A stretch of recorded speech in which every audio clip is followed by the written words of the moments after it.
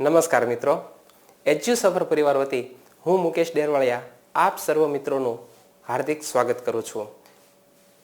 Current affair with GK સિરીઝમાં આજે તારીખ છે 28મી માર્ચ 2019 અને આજના મહત્વના સમાચારોની વાત હું તમારી સમક્ષ કરું તો આજે સૌ પ્રથમ દિન વિશેષમાં જોઈએ તો 28મી માર્ચ એટલે કે જોસેફ મેકવાનનો નિર્વાણ દિવસ. જન્મ 9 ઓક્ટોબર 1936ના રોજ આણંદ પાસે આવેલા ત્રાણોલ ગામના વણકર કુટુંબમાં થયો હતો. જોસેફ મેકવાન આમની ઘણી બધી સાહિત્ય કૃતિઓ પરીક્ષામાં ઘણી વખત પૂછાઈ ગયેલી છે, એટલે જોસેફ મેકવાનને સાહિત્યકાર તરીકે તમારે યાદ રાખવા જોઈએ. અહીં તમે ઇમેજમાં પણ જોઈ શકો છો જોસેફ મેકવાન. તો ગુજરાતી ભાષાના અને એમાં પણ દલિત સાહિત્યના સર્વશ્રેષ્ઠ સાહિત્યકાર કોને માનવામાં આવે છે? જોસેફ મેકવાનને. અને જોસેફ મેકવાનની એક ખાસ કૃતિ પરીક્ષામાં અવારનવાર પૂછાય છે કે આંગળિયાત કૃતિના સર્જક કોણ છે? જોસેફ મેકવાન 1986માં. દલિત દ્રષ્ટિકોણનો સબળ ઉન્મેષ દાખવતી જોસેફ મેકવાનની નવલકથા છે જેને ગુજરાતી સાહિત્ય અકાદમીનું પ્રથમ પારિતોષિક પ્રાપ્ત થયેલ. વ્યથાના વિતકનો નેશનલ બુક ટ્રસ્ટ નવી દિલ્હી દ્વારા અંગ્રેજી અને 11 ભારતીય ભાષાઓમાં પણ અનુવાદ થયો હતો. તો આ અનુવાદને આધારે જ આપણે કહી શકીએ કે આ કેવા મોટા ગજાના લેખક હશે. અવસાન 28મી માર્ચ 2010ના રોજ નડિયાદ મુકામે થયું હતું. એટલે સૌથી મહત્વનો ટોપિક અને કી પોઈન્ટ કહી શકાય તો આંગળિયાત કૃતિના સર્જક જોસેફ મેકવાન.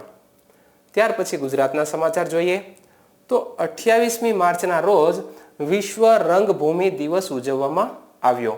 અહીં તમે જોઈ શકો છો વર્લ્ડ થિયેટર ડે, અને તે હમણાં જ ઉજવવામાં આવ્યો છે 28 માર્ચ 2000ના રોજ. પણ અહીંયા 28 નહીં આવે, 27 આવશે. અને આ દિવસની શરૂઆત 1961થી કરવામાં આવી હતી. આજે રાજ્યભરના નાટ્યપ્રેમીઓ તથા કલાકારો દ્વારા વિશેષ આયોજનો દ્વારા રંગભૂમિ દિવસની ઉજવણી કરાય છે. સુરત ખાતે આજે રંગહોત્ર ઉત્સવ પણ ઉજવાઈ રહ્યો છે.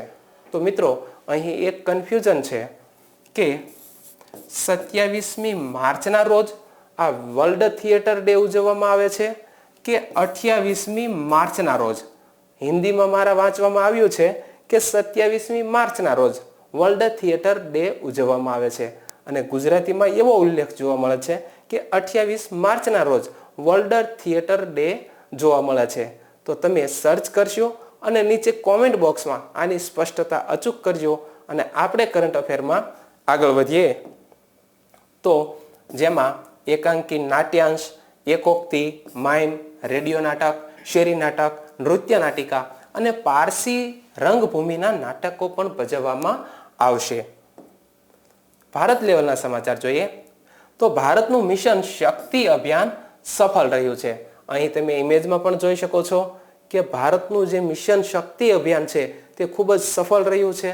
અને એ કઈ રીતે સફળ રહ્યું છે અને એને લીધે આપણે વિશ્વ લેવલે આપણું વૈજ્ઞાનિક સંશોધન કેટલા કક્ષાએ ઊંચું ઉઠ્યું છે એની વાત આપણે કરીએ તો ભારતે તાજેતરમાં જ સ્વદેશી એન્ટી સેટેલાઇટ મિસાઇલ A-SATનું સફળ પરીક્ષણ કર્યું છે. આ મિસાઇલનું પરીક્ષણ મિશન શક્તિ અભિયાન અંતર્ગત કરાયું છે. આ મિસાઇલ લશ્કરી હેતુઓ માટે કોઈ પણ દેશના ઉપગ્રહોનો નાશ કરવા માટે રચાયેલ એક હથિયાર છે. આજ સુધી કોઈ પણ દેશના યુદ્ધમાં આવા કોઈ શસ્ત્રનો ઉપયોગ કરવામાં આવ્યો નથી. અને મિશન શક્તિ અભિયાન ભારતીય અંતરિક્ષ સંગઠન એટલે કે ઇન્ડિયન ઇસરો અને DRDOના સંયુક્ત પ્રયાસ દ્વારા હાથ ધરવામાં આવ્યું છે. અહીં તમે જોઈ શકો છો DRDO Defence Research and Development Organisation એટલે કે DRDO અને ઇસરો આ બે આપણી મહત્વની વિજ્ઞાન અને સંશોધન ક્ષેત્રે કામ કરનારી મહત્વની સંસ્થાઓ છે. એટલે તમને ઇસરોના અધ્યક્ષ કોણ છે તે પણ ખબર હોવી જોઈએ. કે સિવાન. DRDOના અધ્યક્ષ તરીકે કોણ કામ કરે છે? જી સતીશ રેડ્ડી. તો આ પણ આપણે યાદ રાખવું જોઈએ. તો આ સફળ પરીક્ષણ જે હાથ ધરાયું છે એની વાત કરીએ તો ભારતે 3 મિનિટના સફળ પરીક્ષણ DRDOના નેતૃત્વ હેઠળ આ મિશન હાથ ધર્યું હતું અને જેણે 300 કિલોમીટર ઊંચાઈએ રહેલા સેટેલાઇટને પૃથ્વીની નીચલી ભ્રમણ કક્ષામાં લાઈવ તોડી પાડ્યો.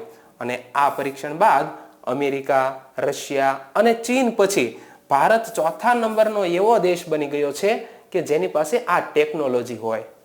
અમેરિકાએ 1958 થી 1959માં 12 વખત આ પ્રકારનું પરીક્ષણ કર્યું હતું, પણ તેમાં તે અસફળ રહ્યું હતું. અને 21મી ફેબ્રુઆરી 2008ના રોજ અમેરિકા ડિસ્ટ્રોઇડ જહાજને રીમ 161 મિસાઇલનો પ્રયોગ કરી અંતરિક્ષમાં USA-153 નામનો જાસૂસી ઉપગ્રહનો નાશ કર્યો હતો. રશિયાએ ફેબ્રુઆરી 1970માં દુનિયાનું પહેલું સફળ ઇન્ટરેસ્ટ મિસાઇલનું પરીક્ષણ કર્યું હતું. અને ચીને 11 જાન્યુઆરી 2007ના રોજ તેના ખરાબ પડેલા મોસમી ઉપગ્રહને તોડી પાડી અને આ રીતની સિદ્ધિ મેળવી હતી. એટલે આપણા દેશ માટે ગઈકાલનો દિવસ ખૂબ જ ગૌરવપૂર્ણ રહ્યો છે. અને ત્યાર પછી જોઈએ તો રાષ્ટ્રપતિ રામનાથ કોવિંદને ક્રોએશિયાનું સર્વોચ્ચ સન્માન આપવામાં આવ્યું છે. આપણે સૌ જાણીએ છીએ કે આપણા રાષ્ટ્રપતિ રામનાથ કોવિંદ ક્રોએશિયાના વિદેશ પ્રવાસે છે અને ત્યાં તેમને આ સન્માન આપવામાં આવ્યું છે. તો રાષ્ટ્રપતિ રામનાથ કોવિંદ ક્રોએશિયા, બોલિવિયા અને ચીલીની 3 દિવસની યાત્રાએ ગયા છે. ક્રોએશિયાની રાજધાની જગ્રેબ છે અને ક્રોએશિયાના રાષ્ટ્રપતિએ રામનાથ કોવિંદને Grand Order of King Tomislav and Grand સ્ટારથી સન્માનિત કર્યા છે. અને એ જાણીને નવાઈ લાગશે કે ક્રોએશિયાનું આવડું આ સન્માન છે એ તેમનું સર્વશ્રેષ્ઠ નાગરિક સન્માન પણ ગણવામાં આવે છે. અને ત્યાર પછી ખેલ જગતના સમાચાર જોઈએ તો મનુ ભાકર અને સૌરભ ચૌધરીએ 10 મીટર એરગનમાં વર્લ્ડ રેકોર્ડ બનાવ્યો છે. તો અહીં તમે ઇમેજમાં પણ જોઈ શકો છો મનુ ભાકર અને સૌરભ ચૌધરી કે તેમણે બંનેએ તાજેતરમાં જ તે 10 મીટર એરગનમાં વર્લ્ડ રેકોર્ડ બનાવ્યો છે. આ બંને ખેલાડીઓ શૂટિંગની રમત સાથે સંકળાયેલા છે. આ વર્લ્ડ રેકોર્ડ 12મી એશિયન એરગન ચેમ્પિયનશિપમાં બનાવ્યો છે. આ બંને ખેલાડીઓએ 5 દિવસ પહેલાનો રેકોર્ડ તોડી નાખ્યો છે. એટલે ભારત માટે ખૂબ જ મહત્વની વાત. અને આ બંને ખેલાડીઓએ રશિયાની વિતાલીના બત્સરાશકીના એટમ ચેર્નુસોવાનો રેકોર્ડ તોડી પાડ્યો છે. નામ થોડાક અટપટા છે પણ આપણા દેશ લેવલે આપણે મનુ ભાકર અને સૌરભ ચૌધરીને જ યાદ રાખવા મહત્વના બનશે. રશિયાની જોડીએ 5 દિવસ પહેલા યુરોપિયન ચેમ્પિયનશિપમાં ક્વોલિફિકેશન 782નો સ્કોર કર્યો હતો અને ભારતીય જોડીએ ક્વોલિફિકેશનમાં 784નો સ્કોર બનાવી અને આ રેકોર્ડને તોડી નાખ્યો છે. તો મનુ ભાકર અને સૌરભ ચૌધરીનો આ મહિનામાં બીજો ગોલ્ડ મેડલ છે. તો આજના કરંટ અફેરના અહીં સમાચારને પૂર્ણ કરીએ. આવતીકાલે ફરી મળીશું એક નવા કરંટ અફેર અને જીકે સાથે. ત્યાં સુધી રજા લઈએ. જય હિન્દ.